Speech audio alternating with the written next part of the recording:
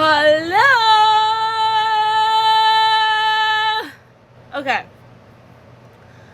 So I wanted to share with you how like yesterday I had a dream about Oprah, right? She was in these elevators and I was like, "Yo, it's Oprah." And then she like left or whatever. Okay, I just wanted to talk about some of the things that I've been going through, right? Okay, so yesterday I had a really good talk with my friend that I stopped talking to for like 6 years. Can't believe it was that long. And a lot of it really had to do with like miscommunication and misunderstanding and like the conflict that had happened back then, and not really like having the emotional capacity to communicate how it was that I was feeling or maybe how she felt. So we had basically a conversation and it was like so much easier than I expected. And I think it was just like a breakthrough for me also in other areas of my life where maybe I had stopped talking to certain people because of miscommunication or offense. And I feel like that's the number one tool of the enemy, is that he loves to offend people and just cause conflict and just like, you know what, I'm so offended, I'm not gonna be friends with you. And a lot of things can be fixed by communication. So I just encourage you that, hey, if there's something that you need to talk to someone about, like, don't be afraid to talk about it. Sometimes we're so hurt that and offended that we don't take the time to just say like, hey, this is how I feel, like I felt like when you did this, it made me feel this way, blah blah blah. And yeah, especially when you're going through a lot of hurt, like everything can trigger you, and it might not even be someone's fault, like that, you know, you're getting triggered, but you know, explain that, hey, this is what I'm going through and such, it will help.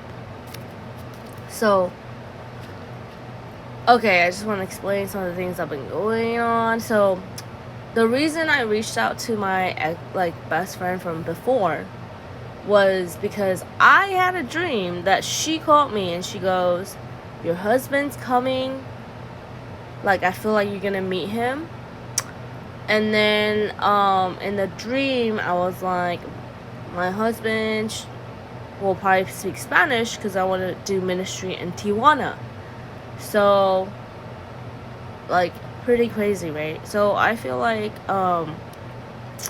obviously there are a lot of reconciliations and things that God is healing in my heart before I even meet my husband, because even as I talk to some people, like I feel like I was talking to this person and he just seemed hella bitter about his ex, and I was like, dude, you're totally projecting your anger onto like a new person, and like you can't do that, because you're obviously not healed from the trauma of your ex.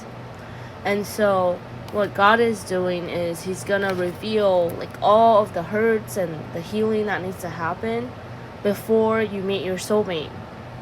So I just want to reiterate that he's not gonna lead you into a marriage with like so many broken pieces in your heart. He's gonna heal them before you get married, and so that you can have a healthy marriage, so that you can you don't have to go through like crazy stuff in your marriage.